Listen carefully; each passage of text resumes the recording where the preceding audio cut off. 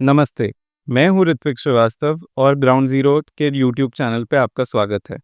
पूरे देश में अभी वोट चोरी से रिलेटेड चर्चाएं चल रही हैं। सोशल मीडिया पे तो ये टॉपिक छाया हुआ है।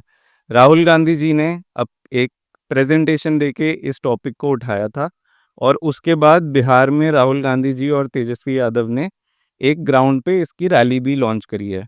जैसे महाराष्ट्र में चुनाव चोरी किया, जैसे हरियाणा में चोरी किया, वैसे ही बिहार में चुनाव चोरी करने की कोशिश कर रहे हैं। क्यों कर रहे हैं? क्योंकि वो दलितों को, पिछड़ों को, ईबीसी को अपना हक नहीं देना चाहते हैं। वो जानते हैं कि ये संविधान और वोट गरीबों को हक देता है। रिसेंट में रेवंत रेड्डी जी आए हैं कर्नाटका से, डीके शिव कुमार, और कल एमके स्टालिन जी भी, जो तमिलनाडु के चीफ मिनिस्टर है, वो भी इस रैली में शामिल हुए हैं। आज हम ये समझना चाहते हैं कि बिहार में एक्चुअली इस चीज़ पे वोटिंग होगी या नहीं होगी। हमारे साथ आ जाएं शशि जी, जो अभी बिहार के काफ़ी चुनाव देख चुके हैं और अभी रिसेंटली बिहार से आ रहे हैं। तो उनसे हम ये समझते हैं कि ये वोटिंग लीवर है भी या ये सिर्फ एक मुद्दा बन के रह जाएगा। तो शशि जी, आप बताइए। जी, धन्यवाद ऋतु जी, आपने अहम सवाल उठाया है कि वोट चोरी जो कि काफ़ी छाया हुआ है। आपने बोला कि मीडिया और सोशल मीडिया दोनों जगह। मेरा मानना है कि ये सोशल मीडिया में ज़्यादा छाया हुआ है बनिस्पत की ट्रेडिशनल मीडिया में। और बिहार में क्योंकि तमाम लीडर आ रहे हैं इंडिया अलायंस के, और कांग्रेस के जितने बड़े लीडर हैं, रेवंत रेड्डी जी भी आए, डीके शिव कुमार जी भी आए, सभी लोग अपने अपना आके वहाँ बात रख रहे हैं। स्टालिन जी भी आके अपनी बात रख के, और ये लोग वोट चोरी को एक बड़ा मुद्दा बना रहे हैं। लेकिन ये मुद्दा है और ये वोटिंग लीवर में तब्दील हो पाएगा नहीं हो पाएगा, इस पर मुझे संशय, और मुझे ऐसा लगता है कि ये वोटिंग लीवर बिहार में नहीं बन पाएगा। उसका एक स्पष्ट कारण है कि इसको लेकर आप कितना सीरियस हैं वो दिखाई नहीं दे रहा, नंबर 1 तो।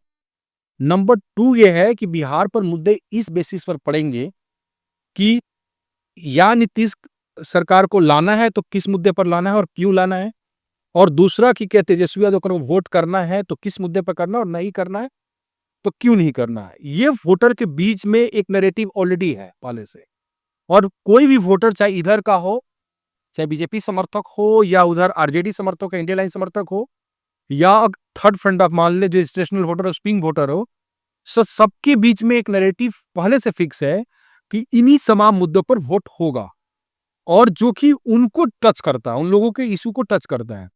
तो लीवर वो बनेंगे, ना कि वोट चोरी मुद्दा बनेगा। ये मुद्दा अगर आप लगातार चलाते हैं कहीं ना कहीं, तो ये लोकसभा के लिए बड़ा मुद्दा बन सकता है।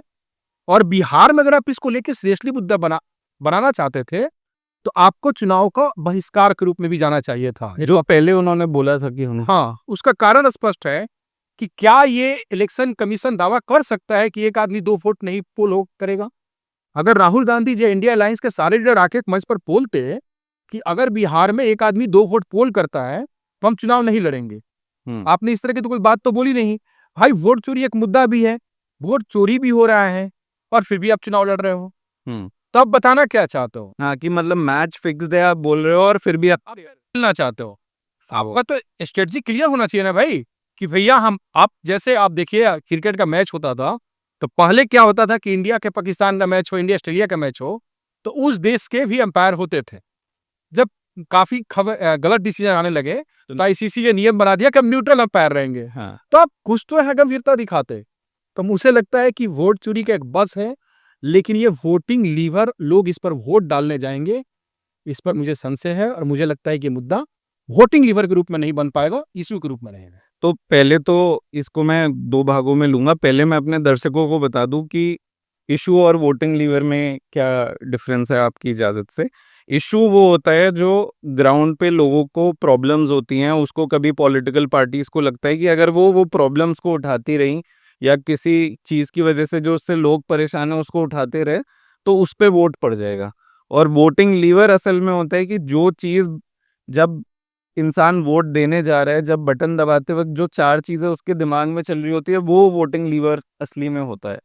तो वोट चोरी हो सकता है कि अभी बिहार में इतना ज़्यादा उसकी बात अगर चल रही है, पूरे देश में उसकी बात चल रही है, तो लोगों के मन में हो कि जो इलेक्शन कमीशन कर रहा है वो सही नहीं कर रहा, या फिर हाँ वोटर लिस्ट में मैनिपुलेशन है, बट उस चीज पे वो असली में वोट डालेंगे या नहीं, उस पे अभी विष्णु जी गाँव में मुद्दा नहीं है बिहार में। कि बिहार में जो सोशल मीडिया में लोग हैं, ये मुझे तो लगता है कि बिहार ज़्यादा दिल्ली में मुद्दा है। बिहार के गाँव में आप जाएँगे, कोई वोट चोरी की बात नहीं, बट शशि जी बहुत लोगों का वोट असली में कटा भी होगा ना बिहार में, जो गांव लेवल नहीं। पे। तो ये कह रहा होगा जो कटा है 28 लाख या 22 लाख जो भी बोला जा रहा है, वो लोग भी सामने आकर, अगर ये 22 लाख लोग रोड पर आ जाते कि हमारा वोट क्यों कटा, तो एक मुद्दा बन जाता। वो लोग तो आए नहीं। हाँ, बट वो ऑर्गेनाइज्ड भी नहीं है ना कि वो 28 लाख लोग एक जगह पॉलिटिकल पार्टी ऑर्गेनाइज करती ना, जो लोग कांग्रेस, आरजेडी, माले, ये तो 3 पार्टी हैं भाई, इनके कैडर भी हैं बिहार में। तो ये लोग उन 22 लाख लोगों को एक मंच पर लाते कि भाई 22 लाख लोगों का वोट कैसे इलेक्शन कमीशन काट दिया, इनका तुम वोट जोड़ो। एक और नाइस चीज जब तक आप नहीं करेंगे, एक आंदोलन खड़ा नहीं करेंगे, तो फिर वो वोटिंग लीवर नहीं बन पाता है, ये क्लियर है। तो मुझे ऐसा लगता है कि Rahul Gandhi ji as a leader of opposition जो समय दे रहे हैं बिहार में, वो वोट चोरी के बजाय वहां के जो और मुद्दे थे, हालांकि वो भी वोटिंग लीवर नहीं है बिहार में, जैसे कि पलायन देख लीजिए आप, रोजगार के मुद्दे देख लीजिए। अभी केंद्र सरकार ने बोला कि हम इतनी ट्रेन खोलेंगे, 10,000 सुपर शायद बोलेंगे ट्रेन खोलेंगे चलेंगे, जबकि पूरे भारत में ही शायद 10,000 कुछ ट्रेन चलती हैं। तो ये क्यों बोले? क्योंकि पलायन है, तो पलायन मुद्दा है। शराबबंदी एक मुद्दा है जिस पर बिहार में रिसोर्सेज खाली हो रहे हैं। शराबबंदी से रिसोर्सेज आते थे, रेवेन्यू आता था बिहार सरकार जब शराब बिकती थी। तो अभी नौकरी, चूंकि उससे नए नौकरी जनरेट नहीं हो रहा है। कई बार सुनने को मिलता है कि टीचरों को पेमेंट भी टाइम पर नहीं मिल पाता है। तो दीज आर द इशू हैं। उस इशू को आप उठाते तो शायद वो वोटिंग लीवर में बनता। लेकिन वो भी मुझे लगता है कि वो भी बिहार का बहुत बड़ा वोटिंग लीवर नहीं है। वो इस बार उम्मीद कर रहे हैं ऑपोजिशन की, इस बार वोटिंग लीवर बनेगा। जनसुराज भी ट्राई कर रहे हैं, ये लोग भी ट्राई कर रहे हैं आरजेडी कांग्रेस की, इस बार शायद वो वोटिंग लीवर होगा। जो दूसरा भाग था मेरे क्वेश्चन का वो ये था कि ये कहीं फिर से मिसफायर तो नहीं है, क्योंकि हम लोग दोनों इधर थे महाराष्ट्र में। तब हम महाराष्ट्र में लोकसभा के टाइम पे हमें क्लियरली दिख रहा था कि जो मुद्दा राहुल गांधी जी उठा रहे थे कॉन्स्टिट्यूशन का, वो एक टाइम पे ग्राउंड पे भी रेजोनेट करने लग गया था। वो हर किसी इंडिविजुअल को अपने हिसाब से रेजोनेट करोगा। वोटिंग लीवर ये नहीं था कि मुझे संविधान बचाना है, बट किसी के लिए वोटिंग लीवर ये होगा कि मेरा रिजर्वेशन ना चला जाए, कि मुझे कॉन्स्टिट्यूशन ऑल्टर होके मेरे जो राइट्स हैं वो ना ले लिया जाए। तो वो भी पर्सनलाइज्ड ही था।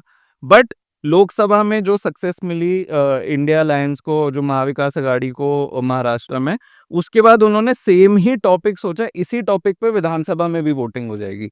और कांग्रेस की आप सारी रैलीज देखिए, राहुल गांधी की रैली देखिए, वो वापस कॉन्स्टिट्यूशन को हाथ में लेके हर जगह घूम रहे थे कि इस लाल किताब की वजह से वो उस हमें जवाब दे दिया, इस किताब की वजह से हम जीते, ऐसे करके उनका नैरेटिव चल रहा था। बट ग्राउंड पे महाविकास अघाड़ी की जब सरकार आएगी तो वो क्या करेगी वो किसी को नहीं पता था। एक उनका जॉइंट मैनिफेस्टो तक लॉन्च नहीं हुआ। अब बिहार में भी अभी ये जो मुद्दा है, ये कोई बिहार स्पेसिफिक मुद्दा नहीं है। अगर वोटर लिस्ट में मैनिपुलेशन हो रहा है, राहुल गांधी खुद कर्नाटका का एग्जाम्पल दे रहे हैं, महाराष्ट्र का बोल रहे हैं, हरियाणा का बोल रहे हैं। तो या तो ये दिल्ली में बड़ी प्रोटेस्ट होती, सारे इंडिया लाए, और मेरा तो स्पष्ट मानना है कि बिहार चुनाव का बहिष्कार करते, या आप इलेक्शन कमीशन से कागज पर लिखवा कर लेते कि भैया अगर 2 आदमी वोट मार लेगा तो ये कैंसिल कर देंगे, कैंसिल कर दीजिएगा, तभी हम चुनाव में लड़ेंगे। आप इस एक एग्रेसिव अप्रोच तो लेते और फिर इसको पूरे इंडिया में मुद्दा बनाते। तो ये जो वो अभी कर रहे हैं कि इसको वो एक इमोशनल इशू की तरह उठाना चाह रहे हैं बिहार में, कि आप लोगों से आपका हक छीना जा रहा है, आप गरीब हैं, पिछड़े हैं, इसलिए आपसे आपका हक ये छीना जा रहा है, होपिंग की ये लोगों के मन में है। और इसका क्या है जनरेट की बात आप कर रहे हो, सब वोट मारने जाएंगे तो छीना कहा जा रहा है? नहीं, बहुत छीना कहा जा रहा है। और जिन पर आरोप लगा रहे को चोरी करेंगे, वो ऐसा तो नहीं कि सभी लोग को लेकर चोरी करते हैं, वो तो कुछ लोग को लेकर चोरी करते होंगे, और वो लोग तो उनको जिताना ही चाहते हैं। तो ये बड़ी विरोधाभास है। तो ये मतलब कुल मिला के वोट चोरी बिहार नहीं, बट इससे शशि जी होगा क्या, इससे पूरा आरजेडी और कांग्रेस की जो ये मिली हुई स्ट्रैटेजी है वही गड़बड़ हो जाएगी। मतलब अगर उनके जीतने के अभी चांसेस हैं भी, हम लोग खुद ही मान रहे हैं कि एंटी इनकम्बेंसी इस बार लग रही है नीतीश के अगेंस्ट। नीतीश उतने पॉपुलर नहीं रहे जितने थे पहले। तो प्रबल दावेदार सरकार बनाने का आरजेडी और कांग्रेस थे। अब वो अगर स्ट्रैटेजी ही गलत फॉलो कर रहे हैं, नैरेटिव ही नहीं बना पा रहे ग्राउंड पे, कोई और चीज के बारे में बात कर रही है और किसी और चीज के बारे में बात कर रहे हैं, तो फिर से वो हारेंगे। और फिर जब वो हारेंगे वो बोलेंगे मैच तो फिक्स था। तो आप तो मैच फिक्स है तो पहले से ही आप मान रहे हो कि मैच फिक्स है, उसमें आप लड़ रहा हो, तो बोलिए वो तो आप अब बताइए कि एक्चुअल नैरेटिव्स आपको क्या लगते हैं ग्राउंड पे? मुझे लगता है ये लॉ एंड ऑर्डर एक इशू है जो बिहार में जिस पे वोटिंग हुई है, लालू सरकार को भी जब हटाया था लॉ एंड ऑर्डर बड़ा मुद्दा था।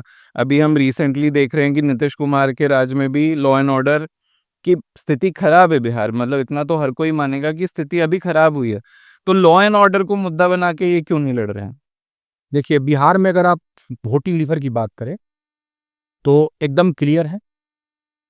जहां तक आरजेडी और कांग्रेस जो अलायंस है, उनका ये मानना है कि बिहार सरकार में काम नहीं हुआ है और बिहार सरकार में युवाओं की स्थिति खराब हुई है, पलायन हुआ है, हेल्थ की स्थिति खराब हुई है और यहाँ पर उद्योग भी नहीं आए हैं। ये कहकर वोट मांगते हैं। दूसरी तरफ नीतीश कुमार और भाजपा के माने तो इनका कहना है कि हम लोगों ने खूब विकास किया है, सड़कें बनाई है, बिजली बनाई है, लेकिन वो दावा नहीं कर सकते हैं कि बेरोजगारी नहीं बढ़ी है और यहाँ से वो प्लान नहीं करते हैं, इस मुद्दे पर फेल रहे हैं। इसके बावजूद अगर आप देखें तो बीजेपी और जदयू जो पूरा चुनाव लड़ती है वो सिर्फ एक ही मुद्दे पर लड़ती है कि अगर आप तेजस्वी यादव को वोट देते हैं तो फिर लालू यादव वाला गुंडा राज वापस आ जाएगा। जानते हो बच्चा न हो, अरे खुद तो बहुत बच्चे न थे।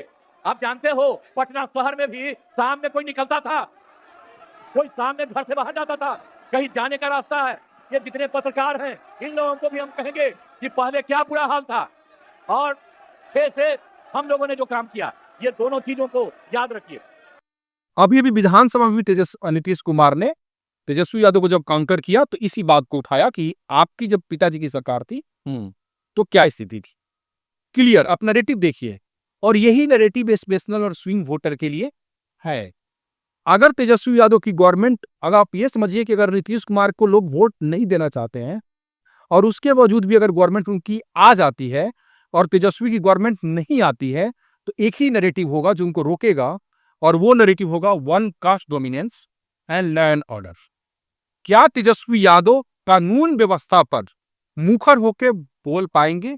क्या जनता के सामने रख पाएंगे कि अगर हमारी सरकार बनती है तो मैं वादा करता हूं कि जो मेरे पिताजी की वक्त में कानून व्यवस्था थी वो ऐसी कभी नहीं होगी, हम नीतीश कुमार से अच्छी कानून व्यवस्था देंगे। अगर वो अंतर पैदा नहीं कर पाते हैं तो निश्चित मानिए उनका चुनाव वोटिंग के दिन जाकर सब दिन सही चलेगा। जब वोटर वोट डालने जाएगा इस पे तो वो वोटिंग लीवर बन जाएगा कि गुंडा राज वापस नहीं चाहिए, वही वोटिंग लीवर होगा। तो पूरा वोटिंग लीवर यही है कि नीतीश को वोट देना है तो भाई इस कारण देना है, तेजस्वी को वोट नहीं देना है तो इस कारण नहीं देना है। जिस कारण से तेजस्वी को वोट नहीं देना है वही वोटिंग लीवर सबसे बड़ा है बिहार का, वही डिटरमाइनिंग फैक्टर बनेगा बिहार में इस चुनाव का। तो मुझे देखना है कि क्या उस पर तेजस्वी यादव खुलकर आते या नहीं आते हैं। जैसे एक बार अरविंद केजरीवाल दिल्ली में आए थे, उन्होंने माफी मांगा था जनता के सामने और फिर वो चुनाव में गए थे। तो जनता जब आप सही से बोलते हो तो उसको जब आप एक्नॉलेज करते हो कि हाँ ये प्रॉब्लम थी और उसको सही से बोलते हो तो जनता। मुझे अभी भी याद है शशि जी, जब जैसे अखिलेश यादव जी जब पहली बार लड़ रहे थे उस टाइम पे एक वो डिफरेंशिएशन क्रिएट कर पाए थे कि वो मुलायम सिंह यादव जी के टाइम का जो राज था वो अखिलेश यादव जब पहली बार लड़ रहे थे, फर्स्ट टाइम सीएम बने थे, तब उन पे उतना नहीं हिट हुआ क्योंकि उन्होंने अपनी छवि उसके यादव मुस्लिम के नेता के बियॉन्ड भी उन्होंने समय युद्ध की भी बनाई। बहुत बड़ा नेरेटिव ये चला था, आपको अखिलेश यादव जी की सरकार बनी थी तो मैं आपको एक बताऊंगा कि एसटी एससी जो एक्ट था वो काफी लोगों पर यूज हुआ था गलत तरीके से और वो ज्यादा यूज हुआ था अपर कास्ट के लोगों पर, चाहे वो राजपूत हो या ब्राह्मण हो, और कुछ ओबीसी पर। तो जब अखिलेश यादव साइकिल यात्रा किए थे तो लोगों ने तय कर लिया था कि मायावती के राज में कानून व्यवस्था कुछ आवश्यकता से ज्यादा अच्छी हो गई है। मैं को सही बता रहा हूँ, तो ऐसी भी कानून व्यवस्था में नहीं चाहिए और उनके बाय डिफॉल्ट चॉइस है अखिलेश यादव।